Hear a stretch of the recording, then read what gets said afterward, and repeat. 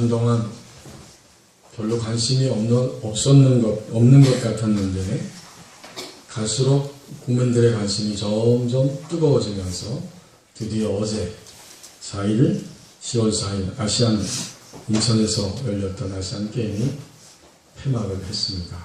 그래도 그 아시안 게임을 하는 동안 TV가 켜져 있는 곳 어디를 가든지 선수들이 경기하는 모습을 비춰주었고, 특별히 우리나라 선수들이 경기할 때는 더 많은 관심을 가지고 그 TV를 많은 사람들이 지켜보았습니다.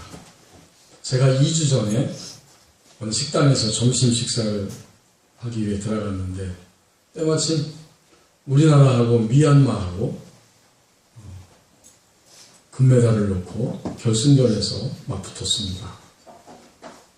근데 그 경기를 전 처음 봤어요. 저게 뭐 하는 건가 보았더니 세팍 타크로라고 하는 경기래요.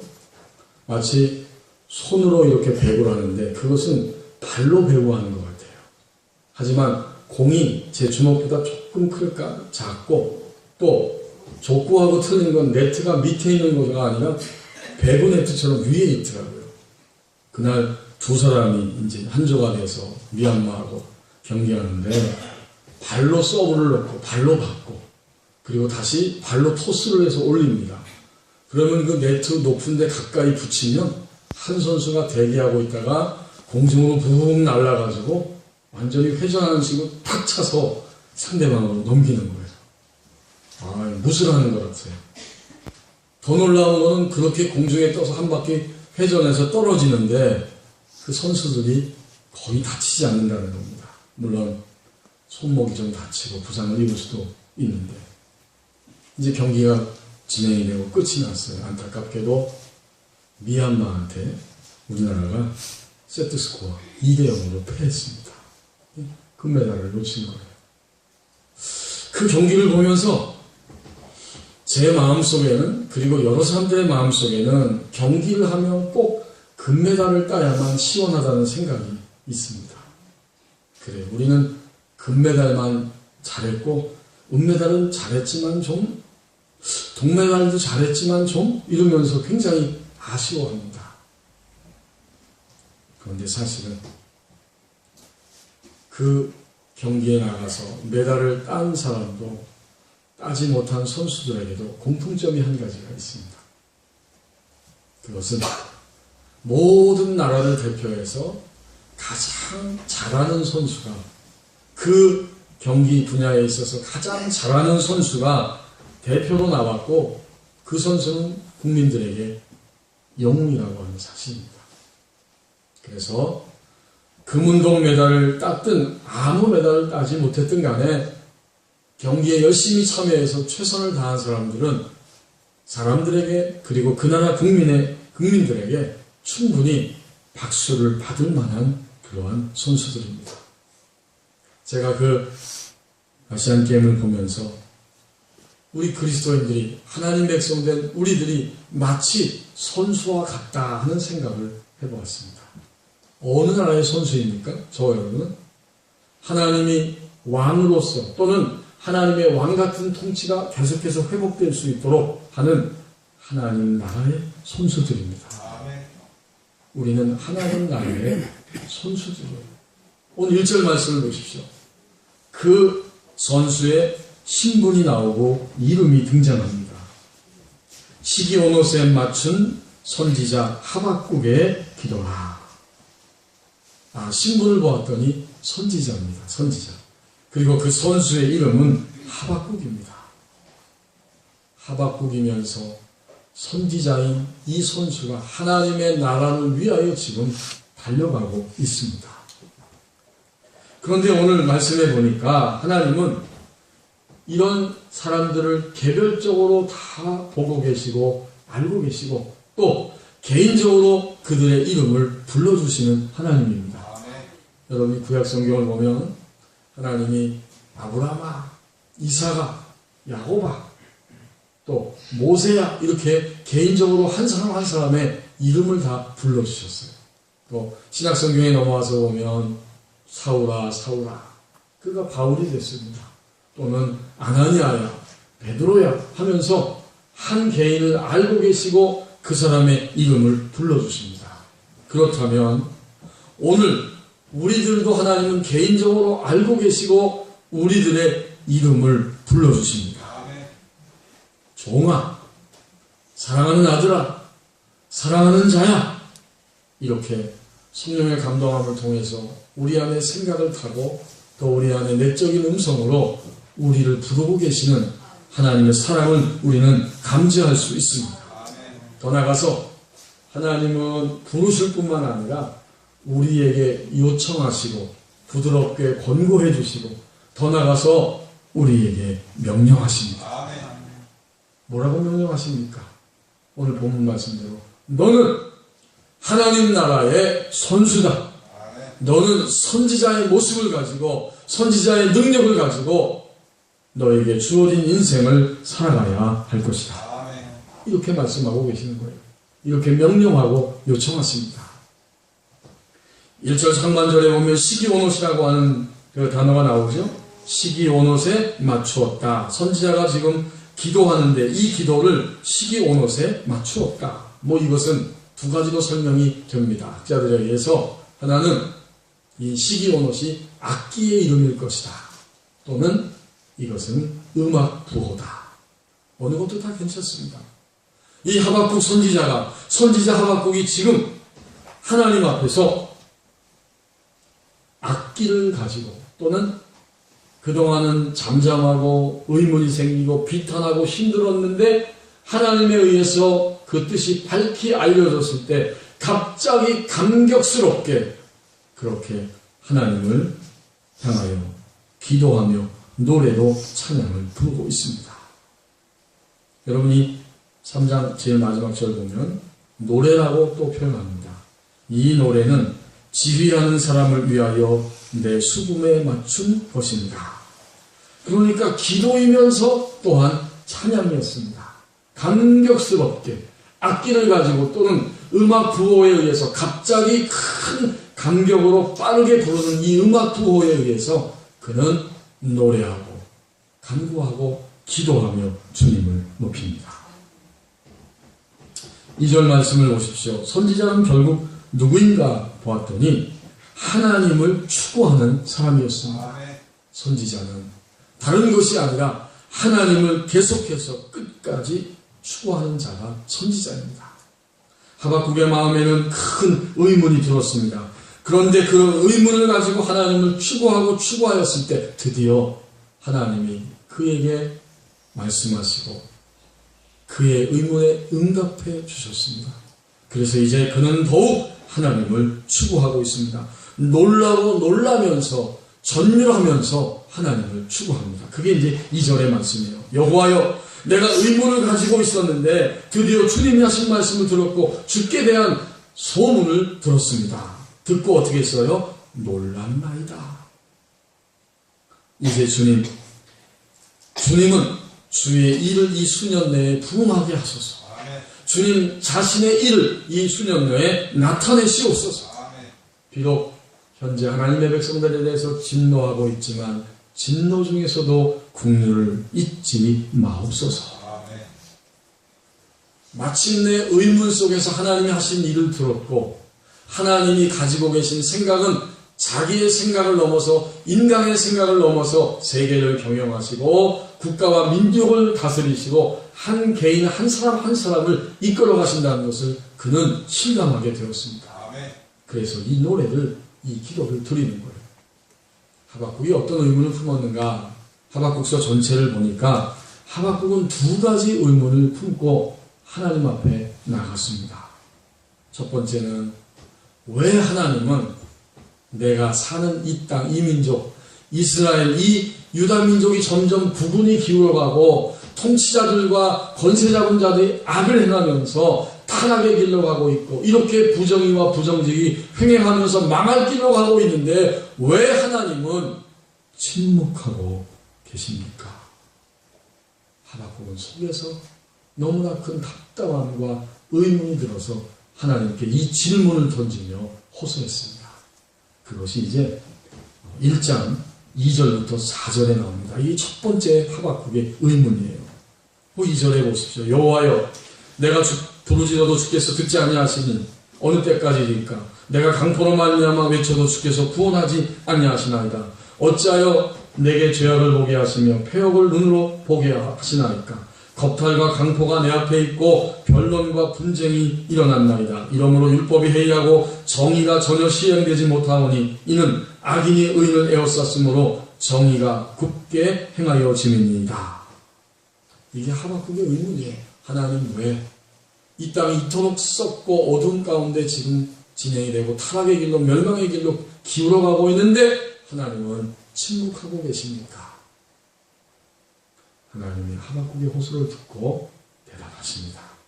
그것이 5절부터 11절까지의 하나님의 대답이었습니다. 5절에 보면 여호와께서 이르시되 라고 대답하시는 거예요. 그 가운데 밑으로 내려와서 6절을 보십시오. 하나님이 하박국의 의문에 이렇게 대답하신 거예요. 보라, 내가 사납고 성급한 백성 곧 땅이 넓은 곳으로 다니며 자기의 소유가 아닌 거처들을 점령하는 갈대아 사람을 일으켰나니. 그 당시에 사나운 백성, 드디어 그 지역에 패권을 잡은 바벨론, 갈대아를 일으켰다. 바벨론을 통해서 내가 이스라엘 백성들을 칠 것이고 그들의 그 죄악을 심판하고 또 그들을 멸망시킬 것이고 바벨론 땅으로 포로 생활하게 할 것이다. 이것이 하나님이 지금 계획하시고 이미 실행하고 있는 역사의 일들입니다. 이렇게 대답하셨어요. 그 대답을 듣고 하박국은 다시 의문이 생기고 속이 터졌습니다. 하나님은 공의로우신 하나님인데 우리 민족보다 더 악한 저 이방나라, 저 더 사악한 이방나라를 들어서 왜 우리를 치시면서 심판하십니까? 도대체 왜 하나님은 더 악한 나라를 들어 우리를 치시는가? 이것이 두 번째 의문입니다. 이제 하박국은 12절부터 17절까지 그것을 지금 의문시하고 두 번째 질문을 그 호소를 던지고 있어요. 12절에 선지자가 이르되 여호와 나의 하나님 나의 거룩하신 이시여 주께서는 만세전부터 계시지 아니하시나이까? 우리가 사망에 이르지 아니하리이다. 여호와여 주께서 심판하기 위하여 그들을 두셨나이다. 반석이시여 주께서 경계하기 위하여 그들을 세우셨나이다. 13절에 보면 주께서는 눈이 정결하심으로 악을 참아보지 못하시며 패역을 참아보지 못하시거늘 어찌하여 거짓된 자들을 강간하시며 악인이 자기보다 의로운 사람을 삼키는데도 잠잠하시나이까? 더 악한 바벨론이 지금 유다를 침공하면서 이제 점점 침략하고 있는데 하나님은 왜 이렇게 하고 계십니까? 난 답답해서 이해가 안 됩니다. 드디어 그는 결심하고 하나님 앞에 바싹 다가섰습니다. 2장 1절이 바로 이 하박국의 결심과 태도를 보여주는 말씀이에요. 내가 파수하는 곳에 서며 성노의 소리라. 그가 내게 무엇이라고 말씀하시는지 기다리고 바라보며 나의 질문에 대하여 어떻게 대답하시는지 보리라 하였더니. 하박국은 두 번째로 의문을 품고 하나님께 바싹 다가섰더니 드디어 하나님 하박국에게 두 번째 의문에도 응답해 주셨습니다. 이것이 2장 전체의 내용이고 하나님의 이 응답을 들었던 하박국은 이제 자기의 생각이 얼마나 좁고 시야가 잘못되었는가를 깨달으면서 드디어 3장에서 감격스럽게 악기를 동원해서 또는 그 음악 부호에 맞춰서 그 비탄과 슬픔의 부호에서 갑자기 감격의 부호로 빠르게 나가는 이 시기온옷에 맞춰서 하나님께 찬양과 기도로 감격스럽게 나가고 있습니다.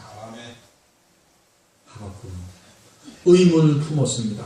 우리와 같이 의문의 벽에 딱 부딪혔어요. 하나님 왜 도대체? 하나님 어찌하여 이렇게? 의문의 벽에 탁 하고 부딪혔어요. 그러나 그는 의문의 벽에 부딪히면서 뒤로 돌아가거나 제자리에 주저앉지 않고 내가 하나님 앞에 나가서 성루에 서서 뭐라고 내 질문에 대답하시는지 나는 다가서겠다. 이것이 우리와 다른 점입니다. 하나님은 대답하셨어요. 하나님은 모두 대답해 주셨어요. 그리고는 2장에 보면은 하나님이 두 번째 물음에 대답하시면서 특별히 3절과 4절을 살펴보면 하나님이 이렇게 대답하셨어요. 3절에 보니까 하나님이 묵시를 주시면서 대답을 주시면서 이것을 기록하고 판에 명백히 새기며 달려가면서도 볼 수 있게 하라. 이러고선 하신 말씀이 이 묵시는 정한 때가 있다. 그렇군요. 하나님의 이 세계 경영의 역사, 세계를 경영하시고 나라와 나라를 붙들어 주시고 이끌어 가시고 통치하시고 한 개인 가정과 일터와 직장과 삶을 이끌어 가시는 하나님의 경영의 역사, 그것을 담고 있는 이 묵시는 반드시 정한 때가 있다. 그 종말이 속히 올 것이고 결코 거짓되지 않을 것이고 비록 약간 더딜지라도 기다려라. 지체되지 않고 반드시 응하리라. 정한 때가 있다는 거예요. 정한 때가 있다고 말씀하실 때 이것은 아시안게임에서 육상 선수와 같은 이미지입니다. 결승점이 저 앞에 있는데 지금 이 선수는 달리면서 보는 거예요. 달리면서 결승점을 바라보고 있습니다. 결국 그는 숨이 턱에까지 찰지라도 포기하지 아니하고 계속 달립니다. 왜요? 저 앞에 조금 있으면 내가 도착해야 하고 도착할 거니까. 그래서 그 정한 때 그 지점을 향해서 열심히 최선을 다해서 갈등하지 아니하고 망설이지 아니하고 달려가고 있습니다. 그런 뉘앙스, 그런 이미지, 그것이 바로 하나님 말씀하시는 정한 때가 있다. 그리고 그걸 설명하는 거예요. 속히 온다. 더디는 것 같아도 반드시 응할 것이다. 라고 하박국 선지자에게 그리고 우리에게 말씀하십니다. 이제 4절에 보면 주님은 다 아신다는 거죠. 보라, 그의 마음은 교만하며 그 속에서 정직하지 못하다. 바벨론이라고 하는 그 나라는 너희들보다 더 악한 것을 내가 안다. 그들은 지금 그 군사력과 경제력을 가지고 세계를 호령하는 것처럼 하고 있고 그것이 자신들의 힘이라고 배에 잔뜩 힘이 들어가서 배가 부풀어진 그 두꺼비의 모습을 하고 있고 그는 너무나 정직하지 못하고 사악하다, 교만하고 그 속에서부터 정직하지 못한 자들이다. 이것이 사실이다. 그러나 반드시 정한 때가 올 것인데 그럼 그때까지 우리는 어떻게 살아야 되죠? 하나님이 다 말씀해 주시는 거예요. 4절 하반절에. 보라, 그의 마음은 교만하며 그 속에서 정직하지 못하나 의인은 오늘 하나님의 백성이 되어서 하나님을 믿고 따라가는 의인된 우리들은 그의 믿음으로 말미암아 살리라. 아, 그렇군요. 하나님이 무슨 철학서적과 역사서적과 심리학서적과 인간이 가지고 있는 모든 자원을 가지고 살리라 이렇게 말씀하신 게 아니에요. 인간이 가지고 있는 지식과 물질과 건강과 이런 것들로 사는 것이 아니라 하나님을 믿는 사람들은 그가 하나님을 신뢰하는 견고한 그의 믿음으로 말미암아 살리라. 이 말씀이 얼마나 의미가 있습니까? 믿음으로 말미암아 산다는 것, 그것은 우리가 하나님을 믿는 순간순간만 하나님의 생명으로 살아난다는 의미예요. 우리의 인생을 살면서 의문의 벽에 탁 하고 부딪힙니다.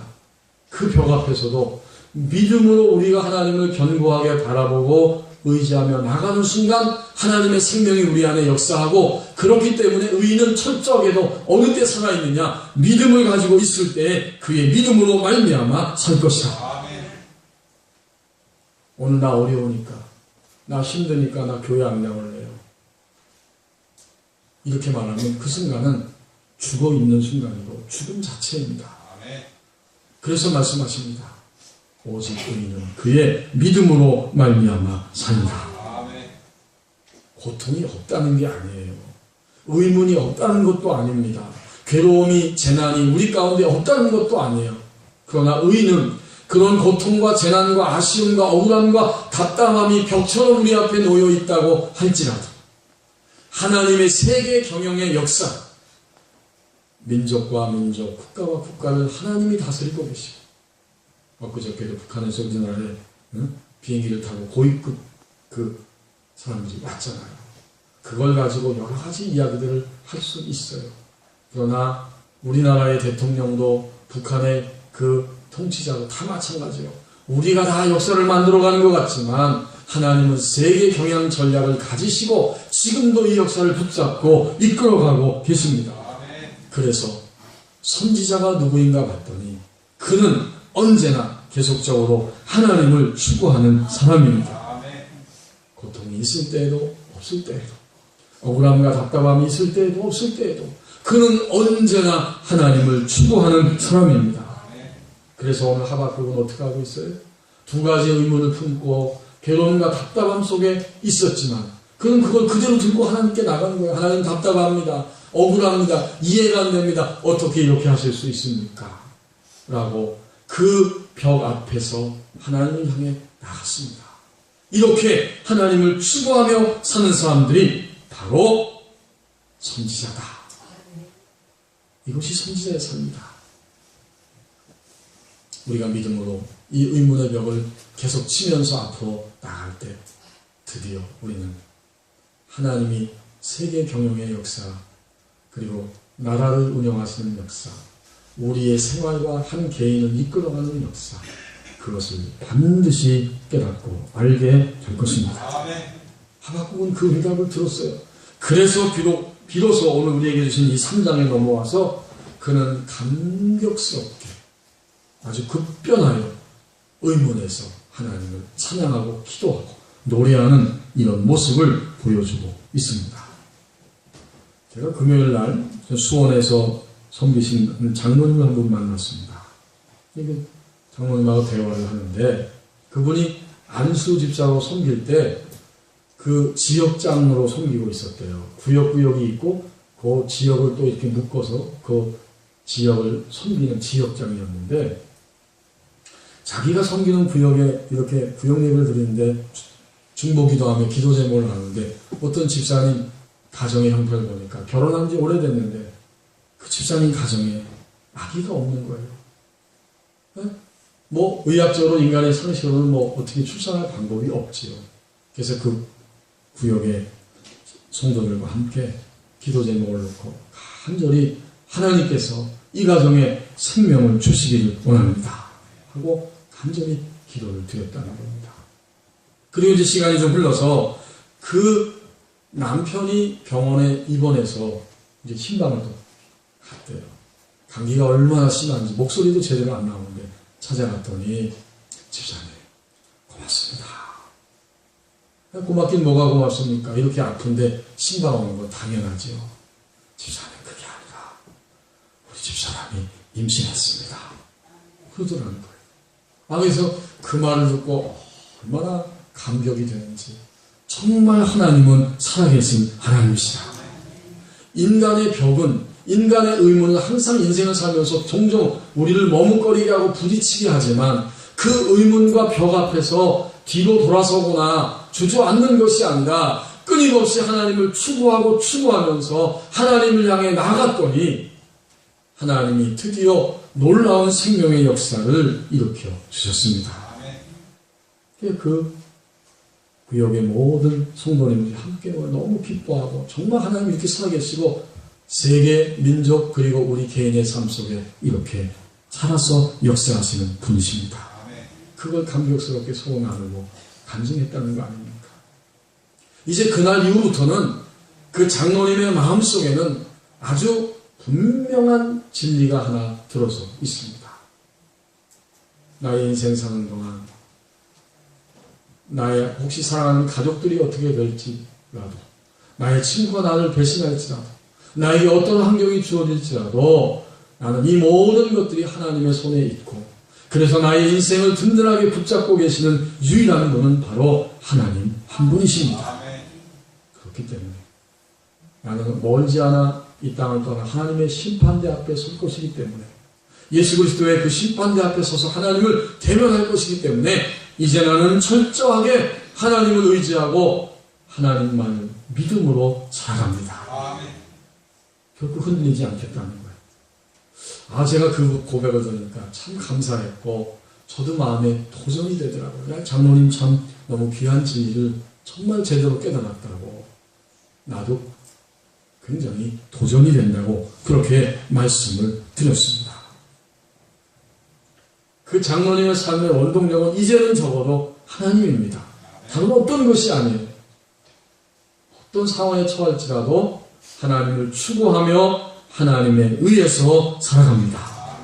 그렇게 하면 하나님이 또 다른 길을 열어주시고 그리고 그 길을 통해서 그 길을 걸어가면서 우리의 속사람을, 우리의 믿음을, 우리의 영을 새롭게 성장시켜 주십니다. 여러분 돌아보세요. 2014년만 봐도 지금까지 우리를 보세요. 이제 10월달이 됐는데 우리가 얼마나 더 깨져야 하고 얼마나 더 진실해져야 하고 얼마나 더 순수해져야 하고 얼마나 더 믿음을 가져야 하기에 하나님 우리를 이렇게 다루오셨을까요? 우리는 다만 겸손히 그리고 정말 믿음으로 하나님의 손을 붙잡는 자가 되기를 원합니다. 오늘 이 말씀을 우리가 함께 나누면서 우리 자신을 돌아보십시오. 혹시 지난 주간까지 어제까지 내가 의문의 벽 앞에 탁 부딪혀서 나는 더 이상 전진하지 않을 거야. 나는 더 이상 하나님을 추구할 이유가 없어. 라고 생각하면서 뒤로 돌아가? 이렇게 하신 분들이 있습니까? 아니면 그 의문의 벽 앞에 그냥 더 부딪혀서 제자리에 주르륵 주저앉으신 분들이 있습니까? 또 이런 분도 있을지 몰라요. 내가 지금 의문의 벽이 있지만 이것은 하나님과 관계도 없는 것이고 나는 그냥 나대로 살겠다.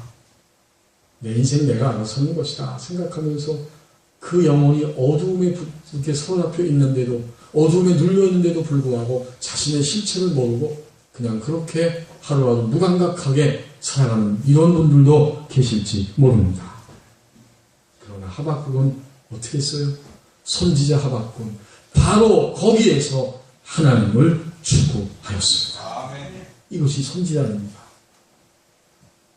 자, 하박국이 이렇게 하나님을 추구하였더니 그는 오늘 본문에 보니까 하나님 앞에서 두 가지의 진리의 기둥을 그는 든든히 붙잡게 되었다고 노래하고 있습니다. 그것을 오늘 증언하는 거예요. 3절부터 오늘 10절 말씀에 보면 하박국이 하나님을 계속해서 추구했을 때 확실하게 손에 붙잡게 되는 그 진리의 기둥을 두 가지로 설명합니다. 먼저 3절과 4절 말씀에 보면 하나님을 추구할 때에 보니까 하나님은 이미 거기에 계시는 하나님이셨습니다. 거기에 계셨어요. 세계 경영에 계시고 국가와 국가 사이에 계시고 나 한 사람 나의 삶 속에 이미 거기에 계셨습니다. 이게 놀라운 거예요. 3절에 보면 하나님이 대만에서부터 오시며 거룩한 자가 바란산에서부터 오시는도다. 이것은 시내산 근처인데 시내산에 하나님이 약속을 가지고 오셨던 것처럼 그렇게 오셨다는 거지요. 그의 영광이 하늘을 덮었고 그의 찬송이 세계에 가득하도다. 그렇군요. 하나님은 이미 하늘의 영광으로 가득 차 계신 분이고 인간이 사는 땅에도 이미 거기에 세계에 가득하게 계시는 분입니다. 그분은 4절에 보니까 광명이 햇빛 같고 또 그의 손에서 권능이 쏟아져 나오고 있었고 다만 그 권능이 손에 감추어져 있었다. 거기에 이미 계셨어요. 우리가 의문의 벽에 부딪힐 때는 이 사실을 믿지 못하고 감지하지 못하기 때문에 의문 속에서 힘들어합니다. 하나님은 이미 거기에 우리 안에 우리 삶 속에 세계 속에 계시는 하나님이십니다.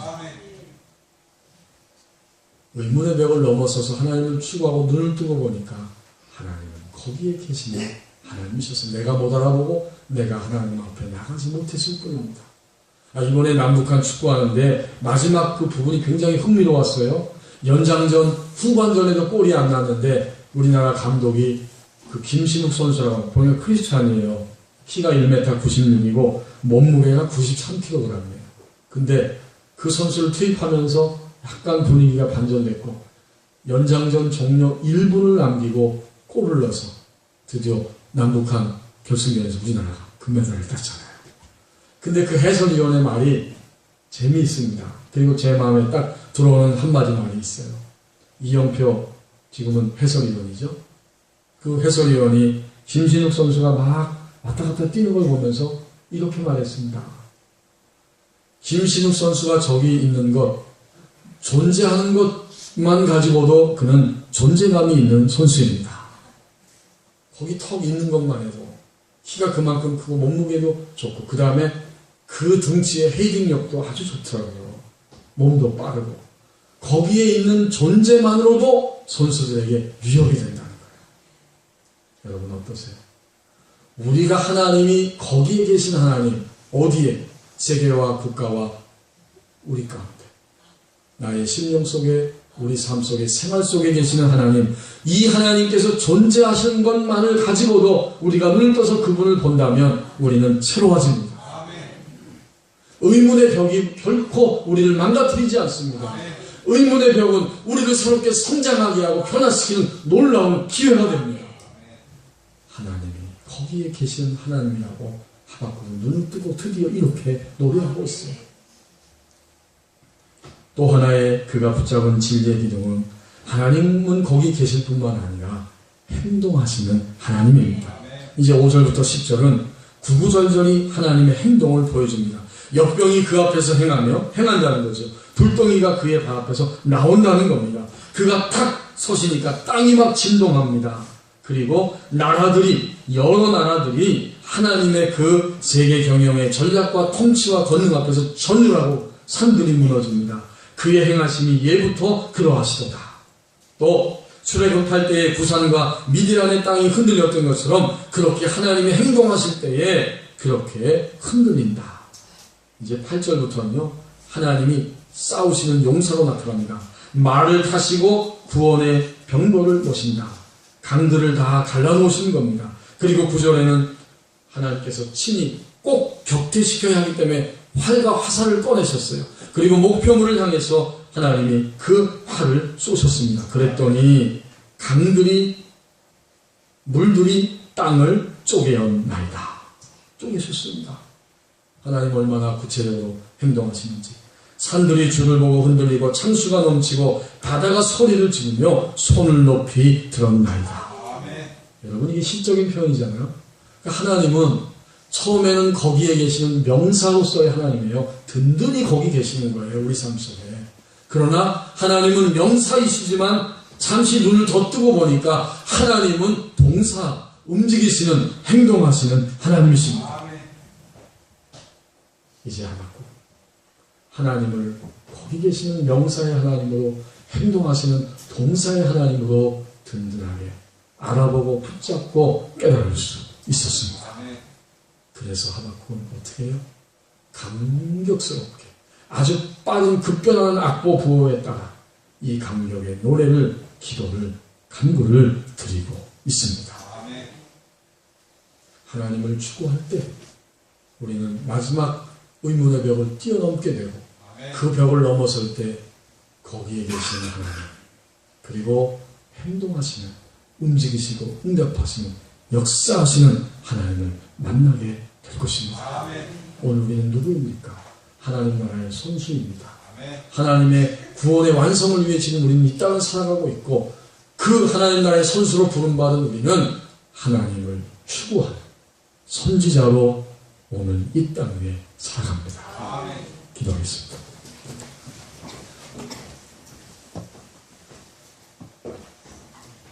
하나님 아버지, 하박국은 우리와 똑같은 사람의 모습으로 살기에 의문을 품을 수밖에 없고 답답하고 괴로워하고 힘들어할 수밖에 없습니다. 의문의 벽 앞에 부딪혀 그는 주저앉고 뒤로 돌아서 간 것이 아니라 하나님을 추구하고 계속해서 추구한 자로 오늘 하나님 말씀에 등장합니다. 이제 우리도 하나님 나라의 선수로 이 땅에 살아가는 동안 끊임없이 의문의 벽을 만날 때마다 하나님을 향하여 추구하며 나아가는 자들이 되게 하시고, 마침내 두 번의 질문과 두 번의 응답을 통해서 자신의 생각이 얼마나 짧고 적었고 약하였는가를 깨달았던 이 선지자처럼 하나님의 세계 경영의 역사, 민족과 국가를 여전히 다스리고 계시고 한 개인의 삶을 책임지고 이끌어가시는 주님의 그 놀라운 역사를 보고 감격하며 놀라며 전율하며 기도하고 찬양하였듯이 우리도 그런 모습으로 살아가게 하여 주옵소서. 거기에 계시는 하나님, 행동하시는 하나님, 이 하나님 오늘도 만나고 이 하나님에 의해서 우리의 인생을 살게 하여 주옵소서. 예수님의 이름으로 기도하옵나이다. 아멘.